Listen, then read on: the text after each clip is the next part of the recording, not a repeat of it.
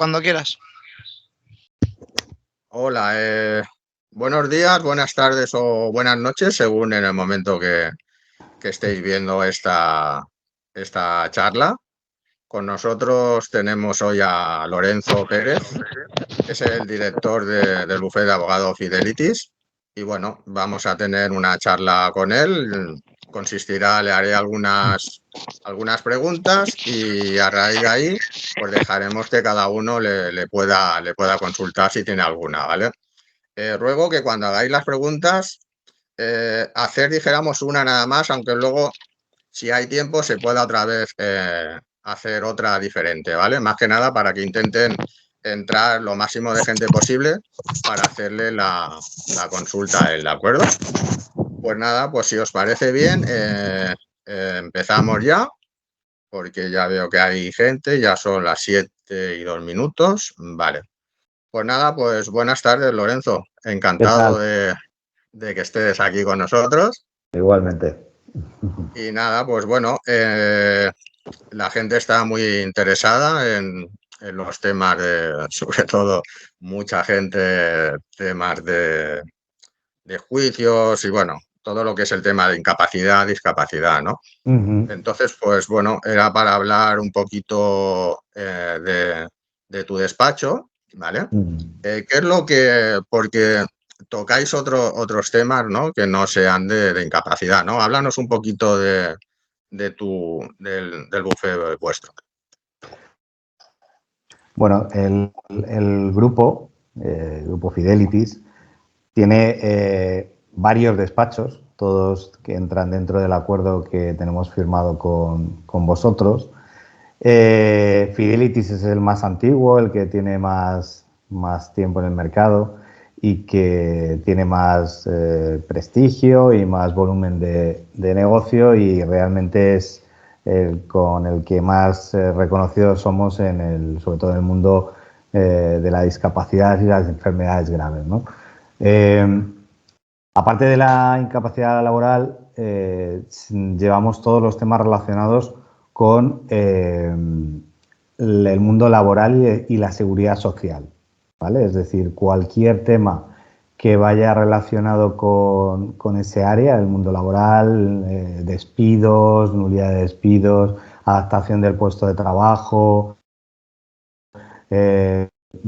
pensiones no contributivas, por supuesto la incapacidad laboral, bajas prolongadas, impugnación de altas médicas, todo lo relacionado con el mundo laboral y de seguridad social es lo que llevamos desde Fidelities, ¿vale? Luego, el resto de despachos del grupo, Reclama Todo, Presunto Inocente, Ley de Segunda Oportunidad y Derechos del Trabajo, lo que hacen es llevar el resto de áreas del derecho, también con el mismo modelo que ahora os explicaré, pero para, por ejemplo, civil o para penal o para concursal y mercantil. Es decir, cualquier tema jurídico que se os ocurra o que tengáis que necesitar a partir de ahora, a través del acuerdo que tenemos firmado, pues podéis dirigiros a nosotros como mínimo para informaros de si tenéis derecho o no a lo que pensáis que tenéis derecho, o a la inquietud que os haya podido surgir. Entonces, el modelo de acuerdo que hemos firmado al final consiste en que os prestemos un asesoramiento gratuito para estudiar la viabilidad de cada caso que nos presentéis, y que por lo menos sepáis si eso que pensáis que os corresponde, pues realmente os corresponde o no, y si os corresponde, cómo tenéis que hacer para que os corresponda, ¿no?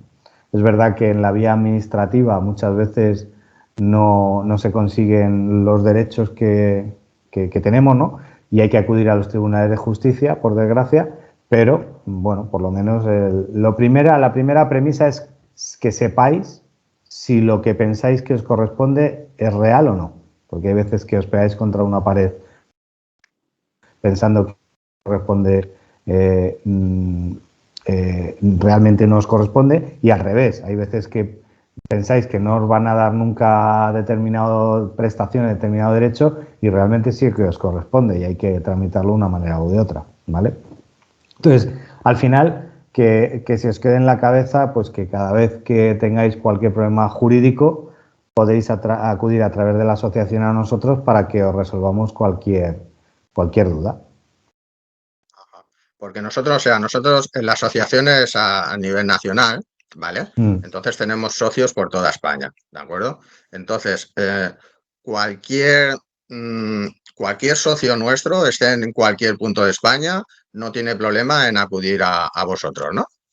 No, nosotros tenemos despacho en cada capital de provincia.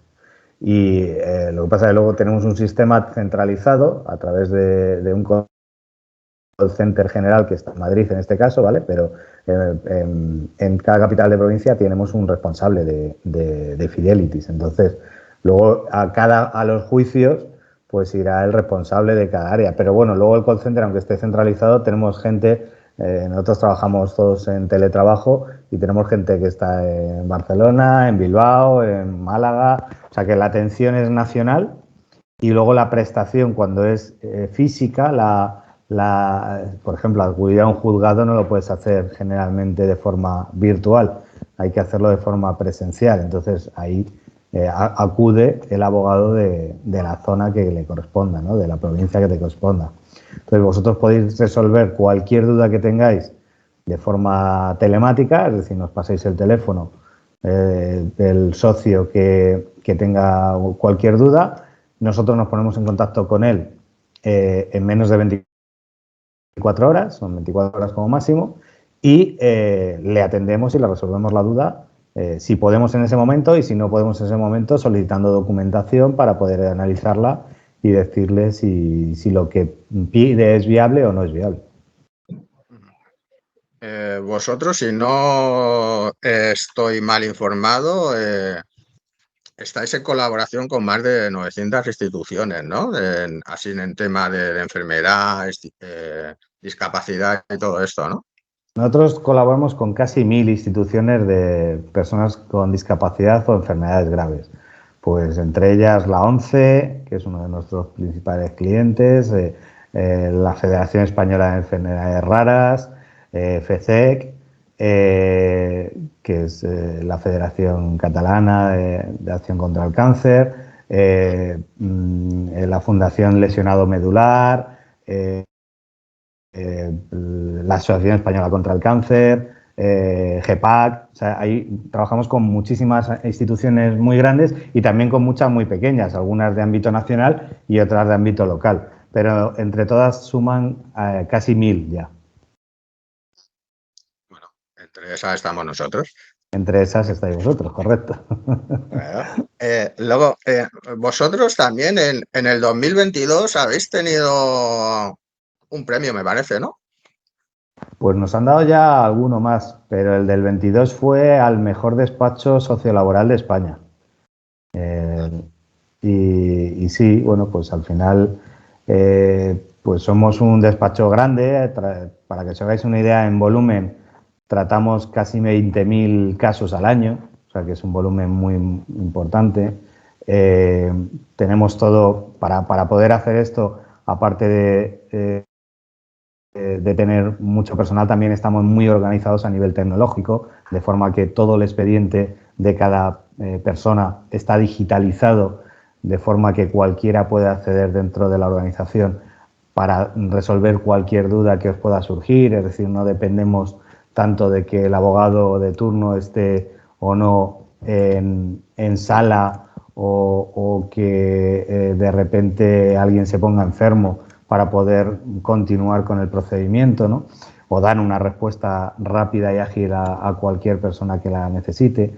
Entonces, todo esto nos permite generar un volumen muy grande y la verdad es que hay otra característica muy importante que nos hace pues también nos hace ser buenos en lo que por narices, digamos, y es que solo cobramos honorarios si ganamos los casos. Entonces, tenemos que hacer un estudio de viabilidad muy potente para saber si vamos adelante con un caso o no. No vamos a ir adelante con un caso que no sea viable porque nos estaríamos tirando piedras contra nuestro propio tejado. De ahí también que nuestro volumen, nuestro ratio, mejor dicho, de éxito sea muy, muy elevado, porque, hombre, podemos perder alguna cosa, que la justicia no son matemáticas, pero es verdad que solo vamos adelante con casos que sean reales, que sean viables. Y si no es viable, os lo vamos a decir, oye, no te pegues contra una pared porque no merece la pena que pierdas tu tiempo, tu dinero, te frustres. En nuestro caso no te pierdes dinero, pero con otros abogados sí lo puedes perder. Claro, es que esa es una de las ventajas, ¿no? Que ya partes, bueno, vosotros sois los principales que os interesa, dijéramos que todo salga bien, claro, porque si no, No, no no, cobramos. no, exactamente, no tenéis negocio, ¿no? Eso yo creo que también es una ventaja, ¿no? Que, o sea, que Pues, seáis hasta ese punto que cojáis ese caso, lo estudiéis y entonces le digáis a ese cliente, en este caso, pues oye, pues mira, hemos estudiado, hemos hecho un estudio y la verdad, pues mira, pues no le vais a decir siempre sí, sí, sí, sí, porque va a ser un problema, o sea, va a ser un trabajo que claro, que vais a hacer en vano, ¿no? claro. Es que nosotros partimos de que dentro de nuestra organización hay muchas personas con discapacidad y enfermedades graves, ¿no? Entonces, por un lado está la empatía con la que lanzamos este proyecto ya hace 15 años, ¿no? Pero sobre todo nos obliga nuestro propio modelo de negocio. Es decir, al final tenemos que ser tan honestos con nosotros mismos porque si no estaríamos perjudicándonos. Por eso siempre decimos que vamos de la mano de nuestros propios clientes.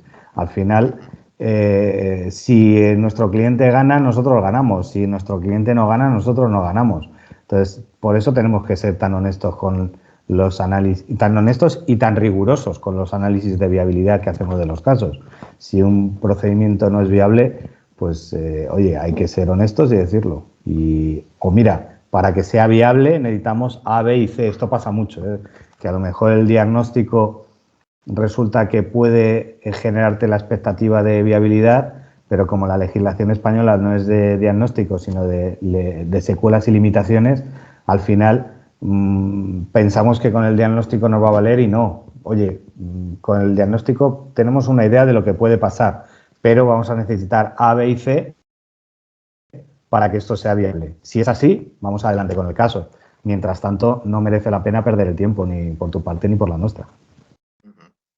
Luego, el año pasado se cambió el baremo en el tema de discapacidad, ¿no?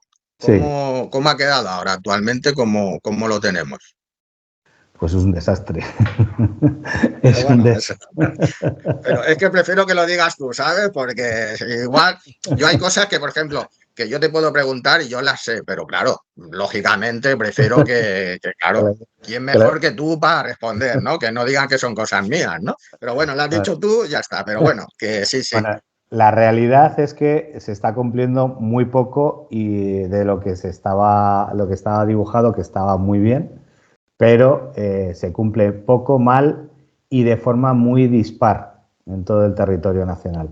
Entonces, no solamente en todo el territorio nacional, hay centros bases que lo aplican de una manera y centros bases de la misma provincia que lo aplican de otra. O sea que es que lo que ha hecho ha sido complicar aún más el procedimiento, está provocando más retrasos, lejos de agilizar, salvo excepciones, porque en todo esto siempre hay excepciones, pero lejos de agilizar y contextualizar la discapacidad, haciéndola más personalizada, haciendo un traje más a medida y no basándote solo en los informes médicos, sino en los aspectos psicosociales, pues al final todo esto se ha perdido, se ha diluido y bueno, pues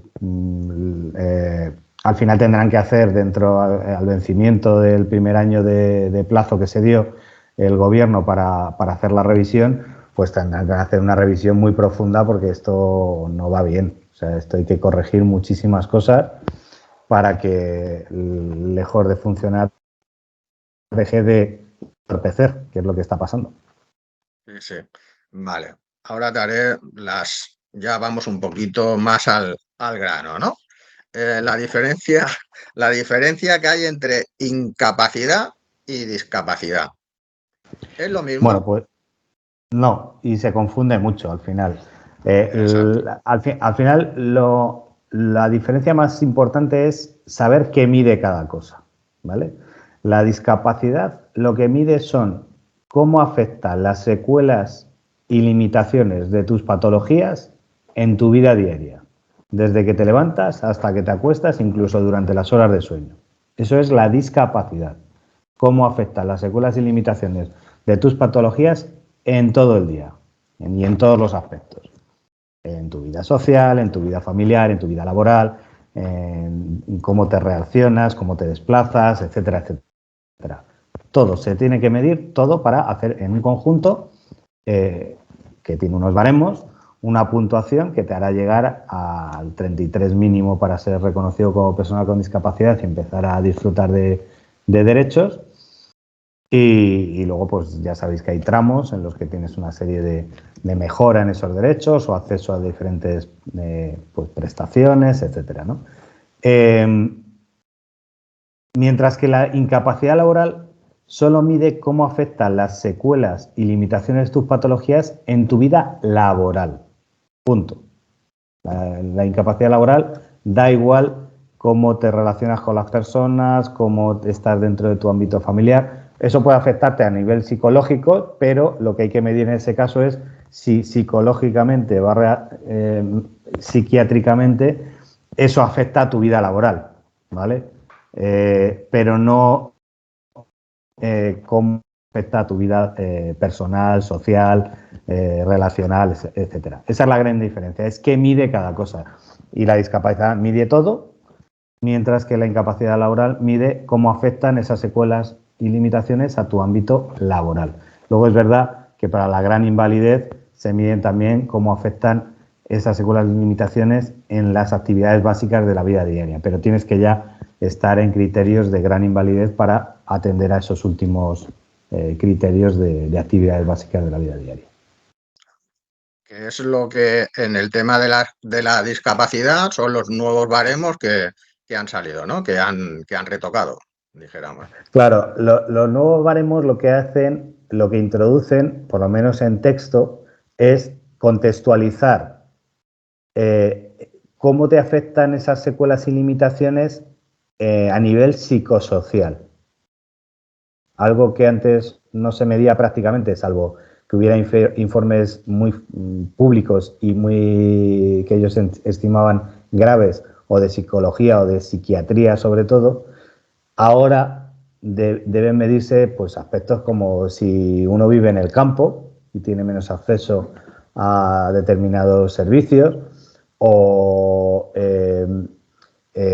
cómo se relaciona, cómo le afectan esas secuelas a su relación, a sus relaciones interpersonales, si vive aislado, si no vive aislado, si muchos temas que efectivamente hacen que la discapacidad o las secuelas y limitaciones de tus patologías te hagan afrontar tu vida diaria de una forma o de otra. A cada individuo nos afectan nuestras patologías de una manera muy diferente, eso lo sabemos todos. A unos les afectan más, a otros les afectan menos, unos tienen más tolerancia al dolor, otros menos, otros son más optimistas, otros más pesimistas. Entonces, esos nuevos baremos lo que hacen es contextualizar todos estos datos y ver cómo esas secuelas y limitaciones afectan a cada persona, ¿vale? Antes eran más baremos médicos, única y exclusivamente, y ahora ya sí que entran en liza estos aspectos psicosociales. Ajá. Porque los informes, que son otra de las preguntas que suelen hacer, los informes que tienen más en cuenta, ¿qué son? ¿Lo de la seguridad social o públicos o ambos tienen el mismo valor? ¿Los públicos o los privados? Bueno, pues en el ámbito de la vía administrativa, por así decirlo, es decir, hasta que tiene que resolver la administración, los privados tienen poco peso, por no decir ninguno, ¿vale? Por ejemplo, nosotros nunca acudimos a una pericial, salvo muy raras excepciones, para pedir una incapacidad laboral en la vía administrativa, porque es que ni lo van a tener en cuenta. Pero sí que tienen o deben tener el mismo peso en la vía judicial, es decir, un juez, y ya hemos generado jurisprudencia al respecto, tiene que valorar no si es público o privado, sino con qué rigor se ha efectuado ese informe, ¿vale? Y deben tener el mismo peso a la hora de dictar sentencia. Con lo cual, antes sí se presuponían que los informes públicos tenían más rigor y no eran de parte, como suelen decir, es decir, no estaban subjetivizados por una de las partes, y sin embargo ya eso a nivel jurídico tiene menos trascendencia, y el juez tiene que valorar si el informe que presentamos de un médico de privado es de un médico que ha hecho ese informe con pruebas objetivas, con rigor médico, etcétera, etcétera, y no tanto si es del ámbito público o privado, ¿vale? Y luego, ¿qué tipos de incapacidades hay? Pues hay 4. Incapacidad laboral hay 4, de las pensiones contributivas. Tenemos la parcial, tenemos la total, la absoluta y la gran invalidez. La parcial se produce cuando las secuelas y limitaciones de tus patologías te han hecho perder al menos el 33% de la capacidad laboral del puesto que desempeñas actualmente, pero puedes seguir trabajando en el mismo puesto, ¿vale? Es decir, y realmente no es una pensión, es una indemnización de 24 mensualidades de la base reguladora cuando se produjo el hecho causante. Entonces, bueno, pues ahí lo que te corresponde es eso, una especie de indemnización. Ahí la administración actúa como aseguradora, entre comillas, y te da una indemnización de 24 mensualidades. La siguiente es la total, que es cuando las secuelas y limitaciones de tus patologías te impiden realizar el trabajo actual, ¿vale?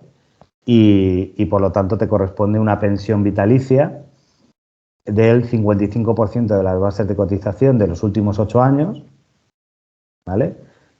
Que a la edad de jubilación te darán a optar por esta, si es superior a la de jubilación, o por la de jubilación. A partir de los 55 años, esta pensión se puede compatibilizar con otro empleo diferente en cuanto a tareas principales al que te han otorgado la incapacidad laboral en grado de total. Es decir, puede ser, imagínate, un carpintero que pierde un brazo, el derecho, y es diestro, pero ya no puede ser carpintero, pero puede ser teleoperador, por ejemplo, u otra labor que no exija que tenga que usar el brazo derecho. Hay multitud de ejemplos, ¿no?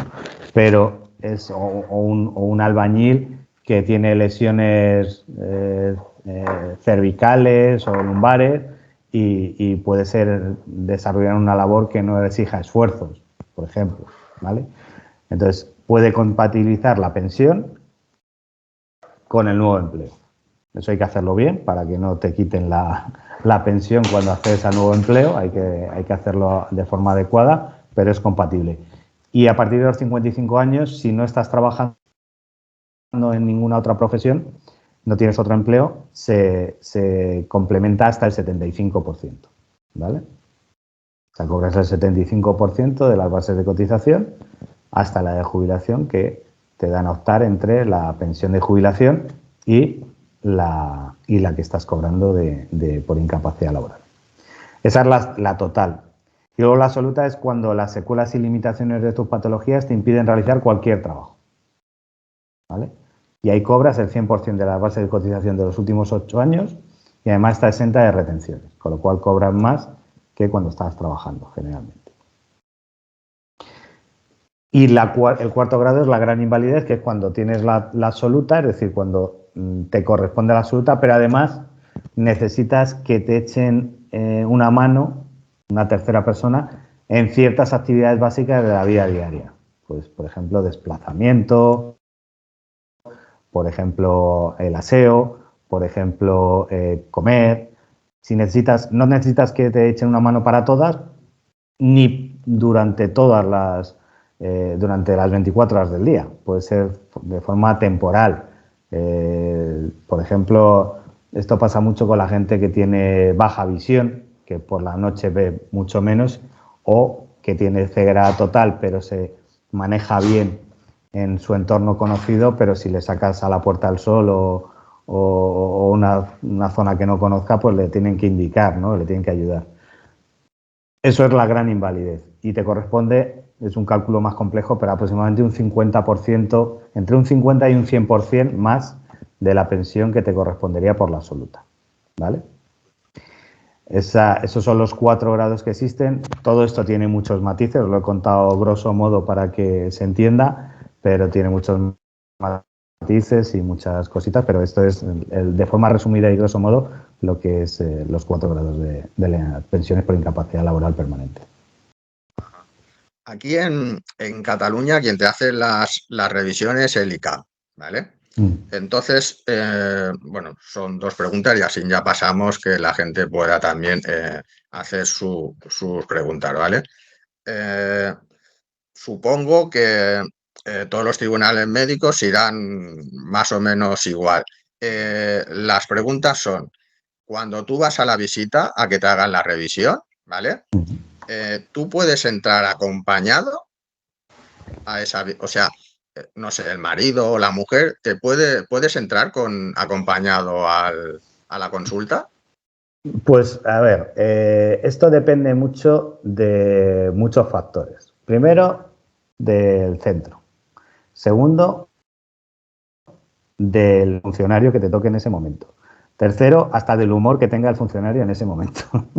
Es decir, no hay una regla fija, no existe ninguna legislación que te prohíba entrar acompañado, pero tampoco hay una exigencia al respecto. Es decir, no hay un vacío legal por el cual el centro que te va a atender, que te va a valorar, el equipo de valoración de incapacidades puede decidir que sí, es decir, por ejemplo, ¿cuándo ocurre que te dejan entrar? Generalmente, que tampoco es una regla fija.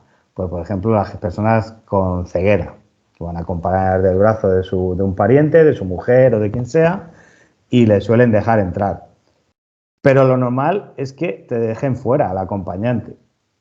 Incluso hay veces que lo que hacen es dejar fuera al acompañante y luego hacerle entrar para contrastar las respuestas que ha dado la persona y ver si entran en contradicción con alguna de las respuestas que haya dado, ¿no? Entonces, siempre hay que preparar muy bien los tribunales médicos. O sea, lo que os vamos a decir nosotros, por ejemplo, cuando llevéis los casos con nosotros es, oye, mira, estas son las típicas preguntas que pueden hacerte y si se sale de este rango de preguntas, tienes que contestar de esta manera. ¿Por qué? Porque esto va también parametrizado en función de cada caso, ¿eh? Es decir, esto tampoco hay no hay un decálogo que os pueda leer y decir, tenéis que actuar así, así, así. No, esto va a depender de cómo sean tus informes médicos, de que estemos... Lo más importante es que seamos coherentes entre lo que ponemos escrito, lo que han dicho nuestros médicos de nosotros, y lo que nosotros vamos a verbalizar. Y en función de las preguntas que nos van a hacer. En función del historial médico del paciente, nosotros ya sabemos por dónde van a ir las preguntas, pero claro, es un traje a medida que siempre me oís decir que hay que hacer para cada caso. Y luego, por último, dijéramos, cuando tú tienes cuando te citan bueno, ya digo, en este caso el ICANN, aquí en Cataluña, cuando te citan, el desplazamiento ese puede ser pagado o no, o eso tiene que correr por cuenta de esa persona que le citan. Eso va a correr por cuenta de cada paciente. O sea, no te van a facilitar un desplazamiento para pasar el tribunal médico. Nosotros hemos solicitado y nos han concedido alguna vez alguna telemática, alguna entrevista telemática, bien por teléfono, por videoconferencia, pues alegando eso, que la posibilidad de desplazamiento era muy limitada, por agorafobias, por temas parecidos, ¿no? En vuestro caso, pues seguramente en algunos casos se podrá hacer, pero no es garantía de que te lo vayan a conceder. Depende mucho de quién tramite esa solicitud y hasta del estado de ánimo que tenga esa persona que va a tramitar la solicitud en ese momento, o de la carga de trabajo que tenga. O sea, como no vuelve a haber un vacío legal en cuanto a este tipo de procedimientos.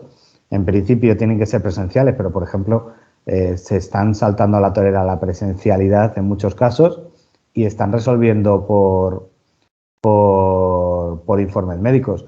Pues para algunos casos de algunas enfermedades, como puede ser vuestro caso, puede ser interesante, pero para otros pacientes les están limitando sus derechos. Y eso, por ejemplo, nosotros lo alegamos cuando están resolviendo sin pasar el tribunal médico, solamente por los informes que constan en la información pública,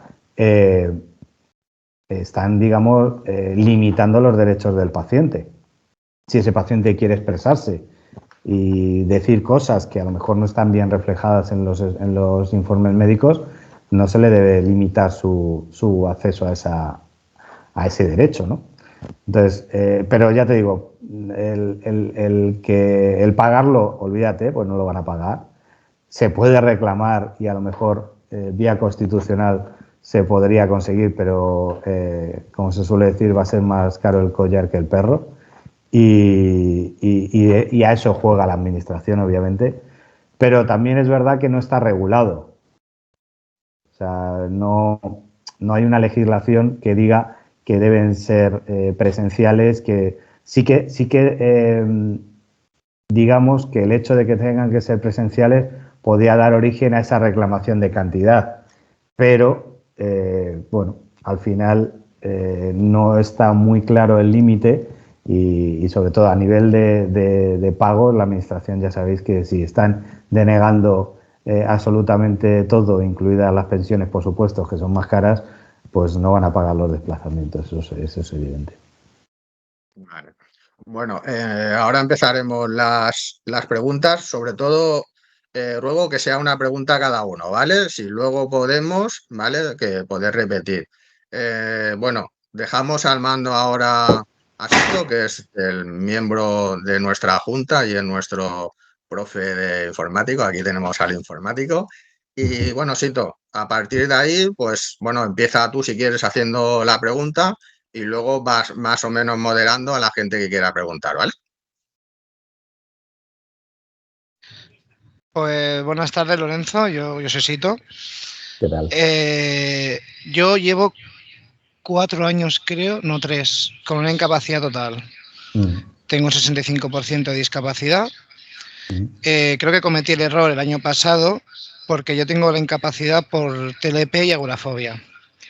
Y como ya tanto mi doctora de cabecera como el informe psiquiátrico reconocían que mi fibromialgia también me hacía daño, solicité revisión antes de tiempo a ICAM por empeoramiento de enfermedad, que me trataron fatal, eso está claro porque el ICAM es el ICAM. ¿Vale? Entonces, aun con un informe psiquiátrico en el que pone paciente grave, incapacitado para toda actividad laboral, me mantuvieron una total. Es normal, ya no puedo reclamar porque ha pasado un año. ¿Qué sería más viable? ¿Esperar a la próxima revisión y entonces contactar y decirte, mira, Lorenzo, me han vuelto a dar esto? O sea, ¿crees que podría optar tienes una resolución sin más? Sí, me resolvieron y me dijeron... ¿No has seguido la reclamación? No la seguí. Vale. Lo primero... Poner incapacitado para toda... incapacitado para su actividad habitual informático. Esa es la total que te han dado, pero si tus informes sugieren una absoluta, se puede tirar del hilo de la resolución que te han dado, aunque sea extemporánea, para hacer una reclamación previa y seguir después a los tribunales de justicia. Y de esa manera no tienes que esperar. Pero hay que ver los informes primero. Sí, no, yo los puedo pasar. En el psiquiátrico pone eso y en el de la doctora de cabecera pone paciente grave con graves dificultades en su día a día, fibromialgia de grado EVA 6-9, que creo que es los 18 puntos de fibromialgia. Entonces, pues, claro, en mi caso en particular, cuando no me falla esta, me falla el cuerpo. O sea, yo no puedo irme a otro tipo de trabajo porque cuando no me falla el coco, me falla el cuerpo. El cuerpo.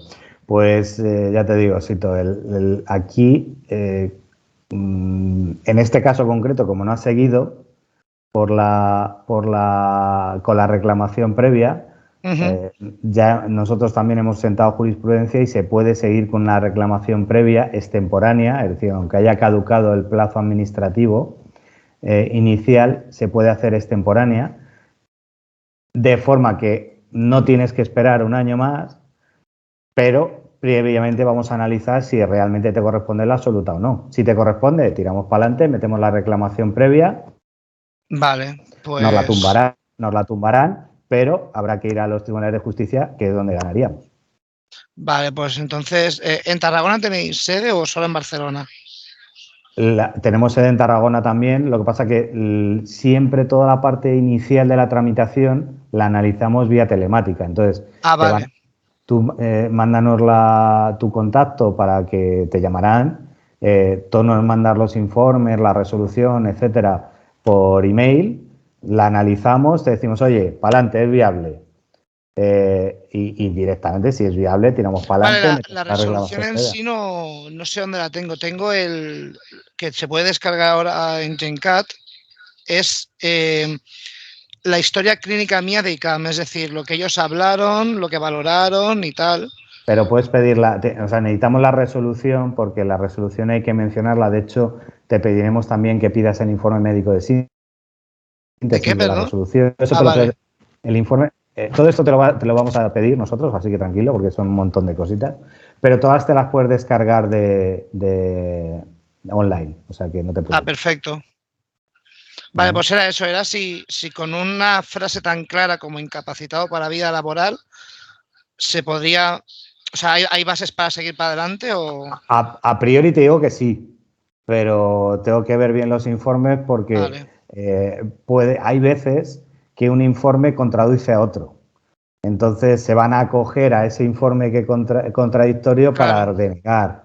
Hay veces que no, que directamente deniegan por denegar y como saben que más del 70% de la gente no continúa adelante en los tribunales de justicia, pues es dinero que se ahorran. Oye, si ya me ahorro el 70% de la gente, pues es un chollo. No, lo bueno que tengo es que tanto la psiquiatra como la doctora de cabecera en los informes hablan entre ellas y ponen más o menos lo mismo.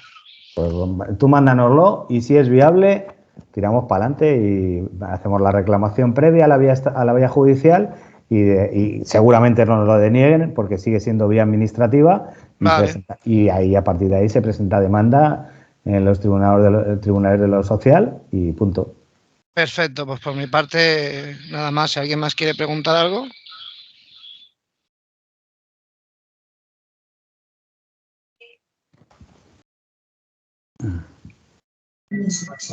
Bueno, si nadie habla, hablaré yo. Soy la madre de Sito y yo hace 3 o 4 años pasé la primera vez por el tribunal médico, pero tenía una depresión de caballo y estaba llorando que apenas podía hablar.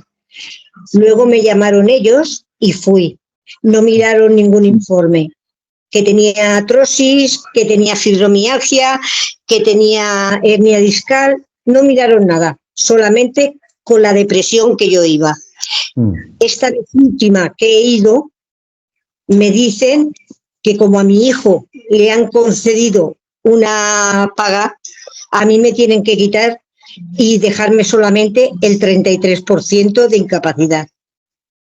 Entonces yo le pregunté que qué tenía que ver que mi hijo cobrara para lo enferma que yo estoy. Y ya le digo, no miran ningún informe, solo se fijan que yo fui con una depresión de caballo, solo se fijan en eso. Pero ¿estamos hablando de discapacidad o de incapacidad? Porque el 33 es discapacidad. Bueno, pues es que yo eso lo confundo, hijo mío. Antes la tenía del 38, Vale. pero al darle la paga a mi hijo me dejaron el 33. Bueno, realmente no tiene ningún sentido esa respuesta que te han dado. Lo que pasa que a efectos prácticos, 33 y 38 es exactamente lo mismo. Tienen los mismos derechos, entonces no te merece la pena reclamar, salvo que pudiéramos conseguir un 45 o un 65, que ahí ya tienes otra serie bueno, pues es que ahora yo tengo muchas más cosas. Ahora tengo Alzheimer y tengo lo de los temblores, ¿cómo se llama, señor? Parkinson. Entonces me despisto mucho, me caigo mucho. Pues entonces lo que habría que analizar es si te corresponde ¿estás ya jubilada o no? Que va, estoy trabajando, ahora estoy de baja. Pues y entonces, claro, me despisto mucho. Pues habría que mirar, habría que analizar si te corresponde un grado de discapacidad más alto, incluso si sigues trabajando una incapacidad laboral, porque quizá te corresponda ya una incapacidad laboral y dejar de trabajar y te cuidas. Sí, no, es que ya le digo, yo tengo que bajar a Barcelona a trabajar. Entonces, si me despisto y no, porque muchas veces voy al lavabo y digo, tengo que ir para la cola y me voy para donde va el conductor. Quiero decir que yo me despisto mucho. Entonces, sí que es verdad que aquí en casa pues estoy bien, pero para bajar a Barcelona pues no lo sé. Pues te podemos analizar las dos cosas, tanto si te corresponde mayor grado de discapacidad y si ese grado que te corresponda te sirve para algo, y si es así, pues lo revisamos también, solicitamos una revisión y sobre todo, que será lo que probablemente más te interese, una incapacidad laboral para dejar de trabajar y cuidarte. Vale, pues muchas gracias. Lo mismo que le he dicho a Sito, mándanos la documentación, la analizamos y te decimos si es viable, ¿no? Vale, pues muchísimas gracias. Nada, un placer.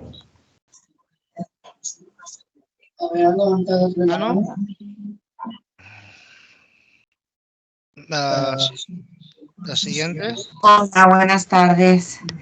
Yo Hola. soy de Valencia y, a ver, yo tengo unos informes de un especialista en fibromialgia y fatiga crónica, como que lo tengo grave, irreversible, y pone en el informe como que no estoy capacitada para trabajar de ningún oficio, o sea, en ningún trabajo. Sí. Y cómo afecta a mi vida personal, social, todo. Pero hacía mucho tiempo que no me hacían pruebas. Entonces me dieron de alta y no me valoraron ni siquiera, y fui a un abogado y me dijo que tenía que confirmar todo lo que mi especialista decía. O sea, tenía que ir a trauma, tenía que ir a reuma, tenía que ir y hacerme pruebas y ver cosas. Si no, con ese informe no se podía hacer nada. Era por si pues, es correcto o no. Ahora estoy con mi médica, porque ella sabe cómo estoy, me está haciendo pruebas en las cervicales y todo eso para ver si podemos... Bueno, pues esto es lo que os comentaba antes con la pregunta que me habéis hecho sobre la validez de los informes, ¿vale? Para la vía administrativa, la respuesta que te ha dado este abogado es correcta, pero es incompleta, porque para ese informe de un especialista, aunque sea privado... No es privado. ¿Es público además? Bueno, está en un hospital concertado. ¿Pero te ha hecho el informe a título privado o a título público? No, a título del hospital de Denia. ¿Que es público o privado? Él está...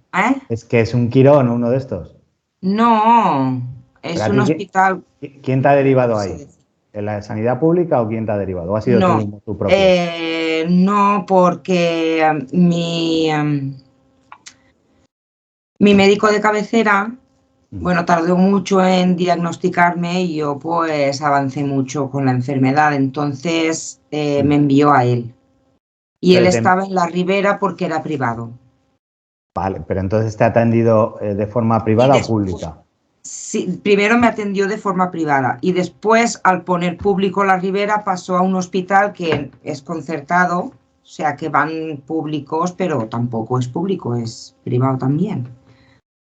No sé cómo explicarme. Sí, hay varios ejemplos así en toda España. Lo que pasa es que esos los consideran informes privados, ¿vale? Aunque sean concertados con la sanidad pública, incluso a veces hasta derivándolos la propia sanidad pública, los consideran informes privados. Pues pasa mucho con la Quirón, con los hospitales Quirón, que tienen muchos conciertos con la sanidad pública y muchos otros hospitales, ¿no? Pues la respuesta a la que te he dado, es decir, para la vía administrativa, un informe privado de un hospital privado, aunque sea concertado, lo van a estimar muy poco o nada. Por eso la respuesta que te ha dado, la información que te ha dado tu abogado es correcta en parte. Pero ese informe de un especialista, aunque sea de la privada, a nivel jurídico, para la judicial sí te vale. Es decir, ese informe tiene peso, tiene valor para un juez, siempre y cuando ese señor no sea un médico que no entiende nada de esto y te ha hecho un informe porque es amigo tuyo. Claro. Es el doctor Palop, que a lo mejor lo conoces, que da conferencias y va a los hospitales. El juez en este caso lo que tiene que valorar es el rigor con que ese informe está realizado, la profesionalidad, etcétera, etcétera. Ya no tiene que entrar a juzgar si ese señor te ha hecho el informe desde una clínica privada o desde la sanidad pública, ¿vale? Eso es lo que dice la jurisprudencia actual. Entonces, bueno, yo si te han denegado y que estás en fase de reclamar o en qué fase estás. ¿O estoy, pues bueno, como me están haciendo más pruebas y se ve que en las cervicales tengo, aparte de fibro y fatiga crónica, tengo artrosis y me van a salir más cosas porque, bueno.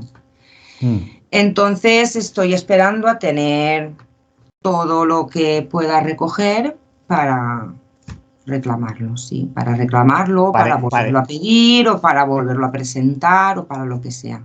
Vale, pues lo único que te recomiendo es que te lo mire un abogado que sea experto en esto, porque en esto también, en este negocio nuestro, en este sector nuestro, pasa algo que no pasa en casi ningún sector, y es que hay muchos abogados, digamos, generalistas que tocan todos los palos. Y este tema es muy de detalle. Para ti, un tema de seguridad social, tienes que saber mucho de seguridad social para poder saber qué es lo que te vas a lo que te vas a enfrentar. Y, por ejemplo, por eso te digo, esta información no está mal, pero no es completa, que pasa mucho. Es decir, yo, dependiendo de cómo viese tus informes, si son muy contundentes y son muy buenos, yo no esperaría tener informes de la pública. Si es que en la pública, aunque tenga informes públicos, si es que los consigo, a lo mejor también me la deniegan, como le ha pasado a Sito. Ya. Entonces, si tienes un buen informe de un buen especialista, puedes empezar ya directamente con tu solicitud. Lo que tiene que analizar un experto es si realmente con ese informe, sea público o privado, es suficiente como para que te concedan la incapacidad laboral. ¿Vale? Vale. Gracias. Nada. Creo que quiere preguntar también. Hola. Hola. Ah, vale, pues no ella. Sí, aquí, soy aquí. ¿Me escucháis? Sí. Vale, perfecto. Buenas tardes, muchas gracias por la información que nos has proporcionado, lo primero. Yo voy al grano y además te lo complico un poco. Clases pasivas, funcionaria docente,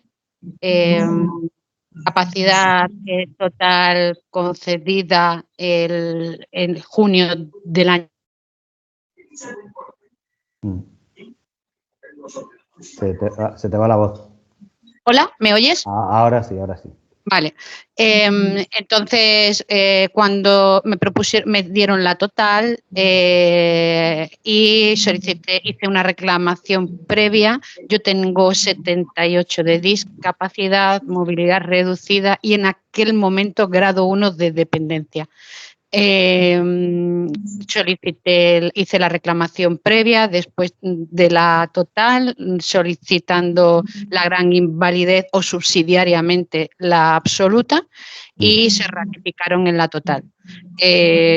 Yo ya no estaba para seguir peleando, hablé con un abogado en ese momento también y bueno, pues me quedé en la total porque había varios informes que tenían que llegar todavía, incluida la revisión de dependencia, con la idea de que cuando llegara la revisión a los 2 años podríamos aportar lo nuevo.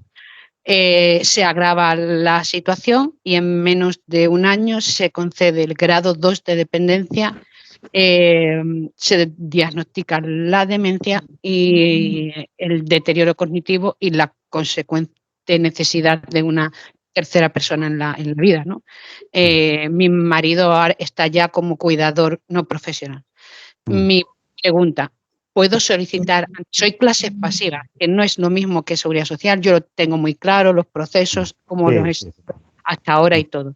Sé que en 2 años ellos pueden citarme para una revisión.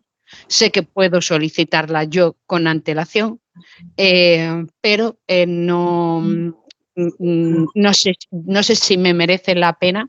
Ya tengo el informe del tribunal médico que alegaron que no tenía necesidad de asistencia en la vida diaria, aunque sí tenía concedido el grado de dependencia, y también alegaron que no tenía deterioro cognitivo. Todo eso ahora mismo está en informes médicos, es decir, ya existe el deterioro cognitivo y hay un grado de dependencia superior. Entiendo que puedo, por mi cuenta, volver a pedir que se haga una revisión. Tú puedes instarla de forma particular, claro, es decir, no tienes que esperar a que la administración te llame y te corresponde una gran invalidez. O sea, por lo que me estás contando, luego hay que verificar todo esto en informe. Sí. Pero por lo que me estás contando, ya te correspondía antes con el grado 1, pero con el grado 2 sí o sí te corresponde una gran invalidez. Lo que sí que te recomiendo es que revise, o sea, que te acompañe igual alguien profesional, porque es que es verdad que todos estos temas tienen mucho detalle. Si en clases pasivas, todavía más, porque la administración trata peor todavía a los funcionarios. O sea, incluso además, por ejemplo, a nosotros con 15 años cotizados nos corresponde en una total, tenemos el 100% de la... Sí. Es que es diferente. Siempre hablo en términos de seguridad social porque es la mayor parte del público al que nos dirigimos, pero es verdad, las clases pasivas tienen su propio régimen, tiene sus particularidades adicionales, no solamente esa que has dicho, sino algunas otras, y además los propios funcionarios tratan peor a sus excompañeros. Así que... Lo he sufrido y lo sufres. Sí, no, es de locos. Pero bueno, es un tema que yo te recomiendo y te animo a que lo revises, que te lo revise un experto. A priori, con lo que me has dicho, te corresponde una gran invalidez, con lo cual que te la pide una revisión de grado y que te la paguen. Mi pregunta es, ¿lleváis clases pasivas? Porque yo tuve abogado en su momento, pero en clases pasivas todo el mundo estaba perdido. No, nosotros sí sabemos. Hay muchos funcionarios en este país y dentro de esos 20.000 expedientes que llevamos, pues no sé si decirte que un 10% será de clases pasivas, como mínimo. Perfecto, entonces mandaros la documentación, ver la viabilidad y solicitar en su defecto primero la revisión por la vía normal y luego ya... los tribunales de justicia, claro. Perfecto, pues muy amable. Contencioso administrativo y a correr. Perfecto, pues nada, muchísimas gracias y gracias por aclarar esto porque yo estaba un poco puesta, pero creo que hay mucha gente a la que esto le va a ayudar bastante a estar más. Muchas gracias. Nada, un placer. A ver, Elvira. Hola. Hola, ¿qué tal? Hola. Sí, no sé si es que soy un poco bajo. Yo te oigo bien. Yo tengo encefalomielitis miálgica en grado severo. Estoy ahora mismo esperando la resolución del tribunal. Por lo que voy mirando en el expediente, tengo concedida una, aún no sé qué grado. La inspectora, cuando me ha visto, me dijo que mis informes eran para incapacidad absoluta. Entonces, bueno, mi pregunta es, en el caso de que, porque, bueno, mis informes pone que necesito asistencia de terceras personas, de hecho vivo con mi padre, que es el que me hace la comida, el que compra, pero yo paso más del 90% encamada. Entonces, en el caso de que obtuviera una total o una absoluta... Entonces no te corresponde una absoluta, te corresponde una gran invalidez. Lo que pasa es que no sé cómo esto, a efecto, si ya como en esta enfermedad es tan complicado conseguir ya una incapacidad en sí, mi pregunta es, si tú luego vas a vía judicial a por una gran invalidez... Lo que tienes concedido no lo pierdes, que es tu pregunta. No lo pierdes. No. Es que me habían dicho eso, que había pues, una amiga que tenía miedo a que tiene una absoluta que le pudieran... Y luego, lo concedido de la vía administrativa no se pierde en vía judicial. O sea, puedes quedarte como estás, pero no vas a perder lo que te han dado en vía administrativa. Vale. Y luego,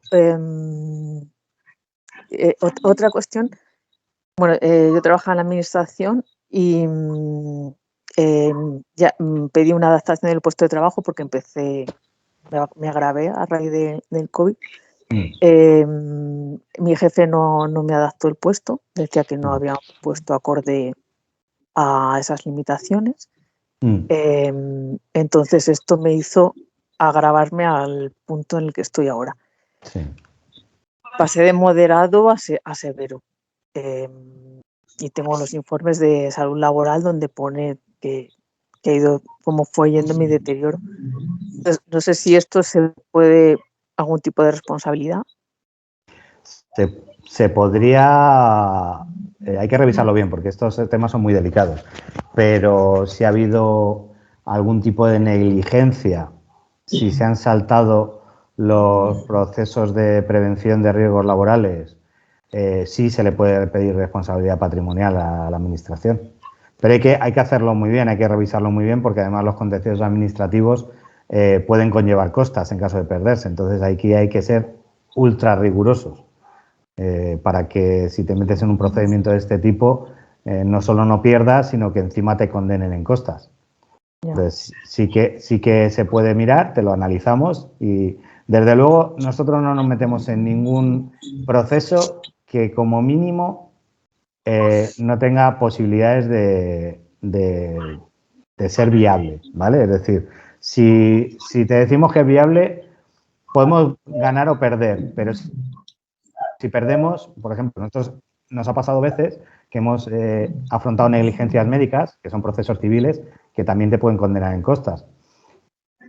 Pero los que hemos perdido ha sido por criterios jurídicos del juez que lo juzga, en cuanto a, por ejemplo, a la fecha de prescripción, la ha puesto aquí o allá, pero nunca nos han condenado en costas, es decir, nunca hemos hecho una acción temeraria, que es lo que hace que el juez, si no te corresponde algo, te condene en costas cuando pierdes un juicio, ¿vale?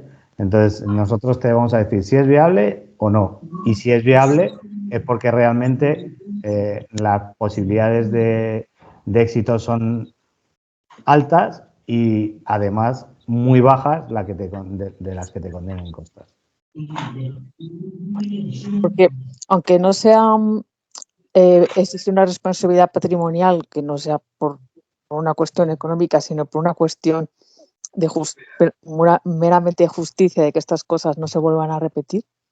¿Existe algo? Sí, se puede pedir. Se puede pedir no solamente responsabilidad patrimonial, sino rectificación, sanción al funcionario que no ha querido cumplir con los dictámenes del equipo médico de prevención de riesgos laborales, lo que depende de lo que haya en tu expediente. Muchas gracias. Nada. Hola.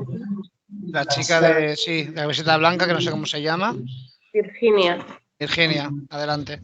Hola, buenas tardes. Hola. Mira, mi pregunta era la siguiente. Llevo desde mayo del 2022 de baja por migraña crónica refractaria y el 23 de noviembre me abrieron un expediente, el INS. Yo me metí en la página de la Seguridad Social, que te vienen unos puntos, y me ponía el 1 y el 2 concluido, pero otra vez que me volví a meter me pone en el segundo pendiente y me pone pendiente de informe médico actualizado por demora hasta el 4 del 3 del 24. Mi pregunta era, ¿me llamarán para pasar otra vez tribunal? ¿Se basarán en los informes que he tenido ahora? ¿Pero esto es inspección o ya tribunal médico del equipo de valoración de incapacidades? Sí, me abrieron un expediente de incapacidad permanente, ¿vale? El 23 de noviembre. Pueden pedirte un nuevo informe, que pueden pedirte a revisión, llamarte a revisión médica, pero lo más común es que resuelvan ya con lo que tienen. Salvo que hubiera alguna anotación en tu expediente que dijera que estás pendiente de tratamiento, de cirugía, de alguna cosa que sugiriera que va a haber una evolución normalmente favorable sobre tu patología. Si no es así, resolverán con informes. El caso es que en el último que fui ayer a la neuróloga, en el último informe me ha puesto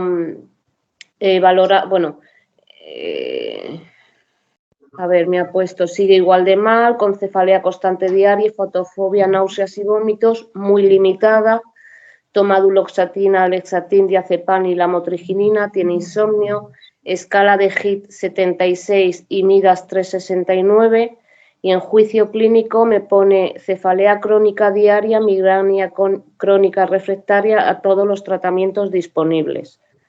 Me pide una resonancia magnética con contraste para descartar una hipotensión licuoral y venografía por descartar la trombosis venosa central.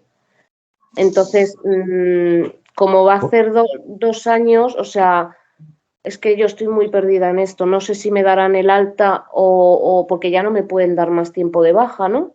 Sí, te pueden dar extraordinariamente algunos meses de baja remunerada por esas pruebas que estás pendiente de que te hagan. Imagino que son todas de la sanidad pública, ¿no? Esas pruebas. Sí.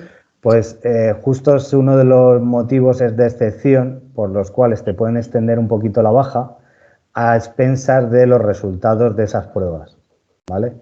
Entonces puede que te extiendan la baja por ese motivo y que estén también pendientes de resolución a espera de por ese informe que haya metido tu neuróloga.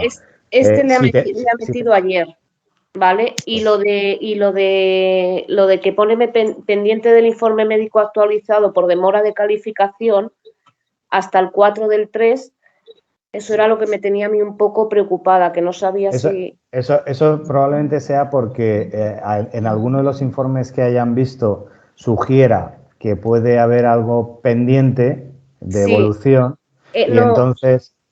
Perdón, en el anterior informe, cuando yo pasé por tribunal, me quedaban algunos monoclonales por probar que ya los estoy probando, o sea, ya los estoy probando sin mejoría.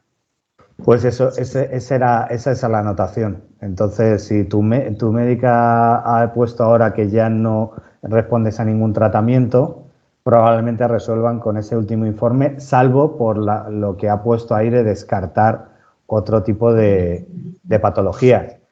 Pero yo no creo que esperen a las pruebas. Seguramente resolverán con el informe este porque si dice que ya no respondes a ningún tratamiento, y eso seguramente es lo que había sugerido la demora en la resolución, seguramente resolverán con este último informe. ¿Y usted qué piensa? ¿Que puede ser el alta? Bueno, lo normal es que no. Si con ese cuadro clínico estás para una absoluta, pero no me extrañaría que te diesen el alta, ¿eh? O sea, pero si te dan el alta, se puede recurrir, se puede hacer una reclamación previa y luego presentar una demanda. Sí, lo único que es que yo le quería comentar, si a mí me dan el alta, yo Pues no entonces, tengo ya vacaciones, porque a mí me las pagaron al año de cumplir.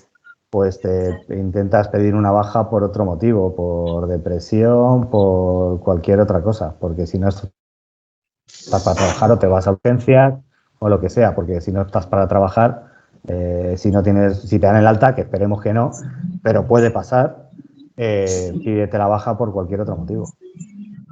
Vale, y para poder contactar con ustedes me meto en internet, busco Fidelities y... O a través de la asociación directamente. Yo no sé qué es el protocolo que hemos pactado con vosotros, pero normalmente es que nos pasa, o a través de la asociación o identificándote como miembro de la asociación y te vamos a aplicar las tarifas y las condiciones que tenemos pactadas. Vale, pues muchísimas gracias y buena tarde, y os voy a dejar porque no me encuentro bien, ¿vale? Pues que te recuperes lo mejor posible y que ojalá y que te den la incapacidad laboral que te corresponde. Vale, muchas gracias, un saludo. Nada, placer, chao. Vale, acabamos con las dos personas que quedan. Victoria, por favor.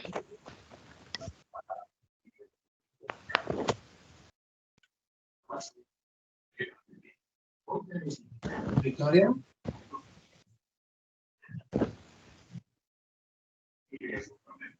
Pues la chica de gafas. Hola, buenas tardes. Hola. Bueno, muchas gracias por atenderme. Y bueno, yo como esta chica de antes tengo también migraña crónica refractaria a tratamiento. Yo vivo en Guadalajara, pero tengo todos los médicos en Madrid. Entonces, mi pregunta es, bueno, llevo de baja desde abril del año pasado y no sé exactamente de dónde me van a llamar para pasar el tribunal, si de Guadalajara o de Madrid. Lo normal es que sea donde estás empadronada, pero a veces te hacen cosas raras. Lo normal es que te llamen del Centro de Valoración de Incapacidades de Guadalajara. Ajá, y que todos los informes médicos sean de Madrid, no habría ningún problema, ¿no? No porque es sanidad pública igual, pero lo normal es que te llamen de Guadalajara para pasar el tribunal. El tribunal. Vale, y a ver, me lo tengo apuntado porque se me olvida. ¿Se podría solicitar pasar el tribunal antes de que me llamen o no interesa? Antes de que te llamen, ¿ya estáis en proceso? ¿Has metido ya la solicitud o no? No, voy a hacer, ahora mismo llevo 10 meses, en abril hago los 12 meses y no sé cuándo me llamarán. Claro, no, a ver, vamos a ver. Dos cosas. Primero, ya al año ya no llaman para pasar al tribunal médico. Ya es a los 18 meses, ¿no? Es a los 18. Al año resuelven con informes y ya no pasas a un tribunal médico, que no era un tribunal médico, era la inspección médica, ¿vale? Y la inspección médica te llamaba, le trasladaba el expediente al equipo de valoración de incapacidades, que son equipos diferentes, ¿eh? Es la misma seguridad social, pero una cosa es la inspección médica, que es la baja, y otra cosa es la incapacidad laboral, que es el equipo de valoración de incapacidades, ¿vale? Antes, al año, a los 12 meses, el equipo de la inspección médica le pasaba la patata caliente al equipo de valoración de incapacidades, que decidía si te daba o no la ampliación de la prórroga o el alta o la incapacidad laboral. Ahora ya resuelven directamente el equipo de inspección diciéndote o que te den el alta o que te prorrogan los 6 meses de rigor o que te derivan al equipo de valoración de incapacidades.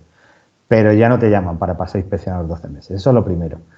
Y lo segundo es que no hay que esperar, que esto es una leyenda urbana que la gente tiene muy metida porque corre por muchos foros y demás, pero no hay que esperar a que pasen los 12 meses ni los 18. El propio paciente puede instar la solicitud de incapacidad laboral permanente en el momento en el que sus informes sugieran o bien que sus secuelas y limitaciones son permanentes, es decir, que no tienen posibilidad de revertirse, o bien porque no tienen capacidad de revertirse en el corto o medio plazo, ¿vale? Es decir, dentro de X años se revierten, pero si en un año no se van a ver reversibles, directamente se puede instar una incapacidad laboral y no hay que esperar, porque una de las cosas también que se suelen hacer de forma errónea es esperar a que tu expediente te lo maneje la propia administración, y la administración, por desgracia, no va a velar por tus derechos. Tú te crees que sí, porque eres un ciudadano que pagas tus impuestos, y entonces, como pagas tus impuestos, dices, bueno, pues me van a dar lo que me corresponda. Pues no, error. No te van a dar lo que te corresponda, van a ahorrar todo lo posible, porque al final esto es cuestión económica. Y si te dan a ti una pensión, pues es menos presupuesto que tienen para hacer otras cosas que ellos consideran más importantes. Entonces, al final, todo esto que se traduce en dinero para el Estado, pues o lo vigilas bien o te lo miran bien alguien que sepa de verdad de esto, o yo a mi hermano no le diría que dejase esto en manos de la administración. Ni esto ni casi ningún derecho ya, porque esto...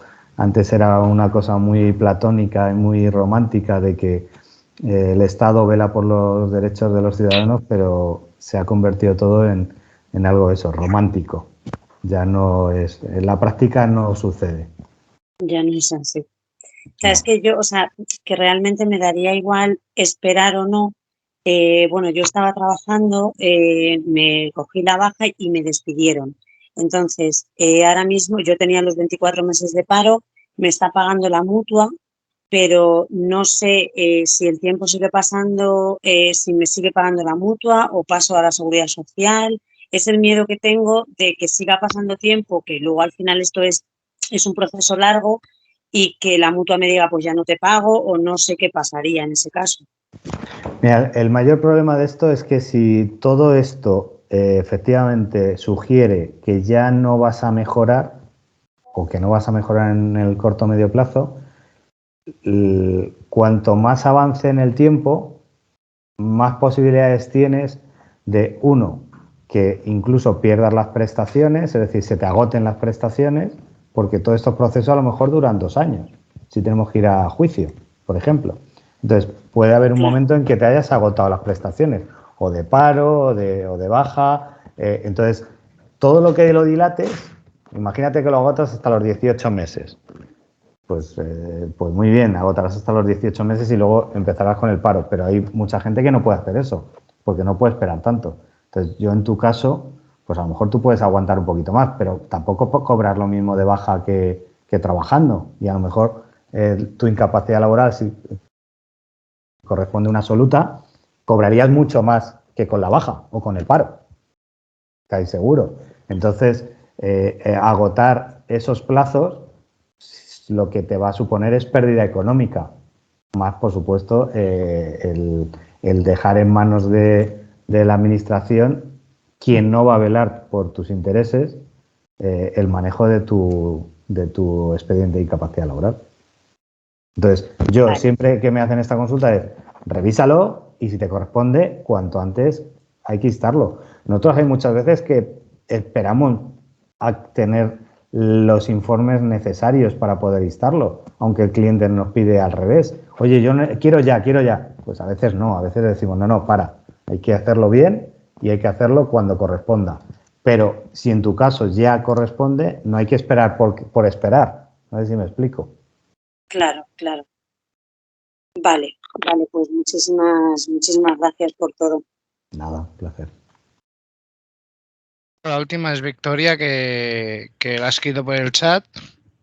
Te la leo yo. Dice, buenas tardes. Mi consulta es la siguiente. He estado de baja 18 meses por migrañas. El día 7 de febrero me dieron el alta por mejoría o curación. Aunque no es así, tengo un nuevo certificado médico que así lo acredita. Y tengo 11 días hábiles para impugnar. El 14 de febrero me han vuelto a dar una nueva baja por depresión. ¿Puedo y es conveniente impugnar el primer alta aunque este momento estoy de baja por otra patología, en esa impugnación entiendo que no me van a conceder más tiempo de baja. ¿Puedo solicitarles una incapacidad permanente en el mismo acto? Muchas gracias. Dos cosas. No se puede hacer en el mismo acto, hay que hacer una impugnación de la alta médica. Es conveniente que lo haga, sobre todo si va a pedir una incapacidad permanente. Es decir, la impugnación de la alta médica lo que hace es lo que hablábamos antes de la coherencia. Si tú estás pidiendo una incapacidad permanente y no has impugnado un alta, parece como que estás de acuerdo con que te den de alta, ¿no? Entonces, la impugnación de la alta médica es más estético que otra cosa, porque si ya tiene una baja por otra patología, pues a efectos prácticos le daría igual. Pero si es nivel estético, si vas a pedir una incapacidad permanente, merece la pena que impugne el alta por las patologías por las que vas a pedir una incapacidad permanente, porque si no, no es coherente que estés pidiendo una incapacidad permanente. Y hay que hacerlo en dos actos. Uno, por un lado, impugnación de alta médica y, por otro lado, una solicitud de incapacidad permanente. Pues como secretario, muchísimas gracias por tu tiempo. No sé si José tiene que decir algo más. Sí, bueno, pues nada, muchas gracias, Lorenzo. Ha estado, la verdad, muy interesante. Espero mucho que se hayan resuelto las dudas que tenía la gente. Y bueno, y nada, ha sido un placer y estamos en contacto. Comentarle lo que tú has comentado a la gente que ha estado, ¿no? Que se pueden poner en contacto con nosotros y entonces ya le decimos cómo funciona y ya te pasamos los casos a ti y bueno, y para adelante. Y los estudiamos y si son viables, para adelante, exacto. Muy bien, pues lo dicho, muchísimas gracias por tu tiempo y bueno, hasta otra. Hasta la próxima. Muchas gracias. Un momento. A todos. Dime. Perdona. Sí, perdón. Perdona, es que se me ha escapado una cosa. Esto que me has dicho de que lo puedo yo solicitar antes, ¿es mejor hacerlo yo por mi cuenta o con abogado también? A ver, yo siempre te voy a recomendar que sea con un abogado experto, no con un abogado. Con un abogado experto. Hay muchos abogados que de hecho no quieren entrar en la vía administrativa a solicitar porque es un rollo, entre comillas, pero nosotros que nos dedicamos a esto sabemos que la vía administrativa es la base. Esto es como cuando un árbol crece torcido o recto. Pues si crece recto es más fácil que siga recto y que consigas tu objetivo. Si crece torcido, luego enderezarlo es muy difícil. Es decir, si tú haces la vía administrativa y cometes un error porque metes un informe que no toca, porque en el tribunal médico metes la pata porque te hacen una pregunta trampa y contestas mal, pues todo eso queda registrado. Entonces, conseguirlo enderezar eso es más complicado. Entonces, mi recomendación va a ser siempre que esto lo hagas acompañada de alguien que sepa. Vale. Seamos nosotros otros, pero que sepa. Seréis vosotros seguro. Muchas gracias, de verdad, y perdón. Nada, un placer. Vale.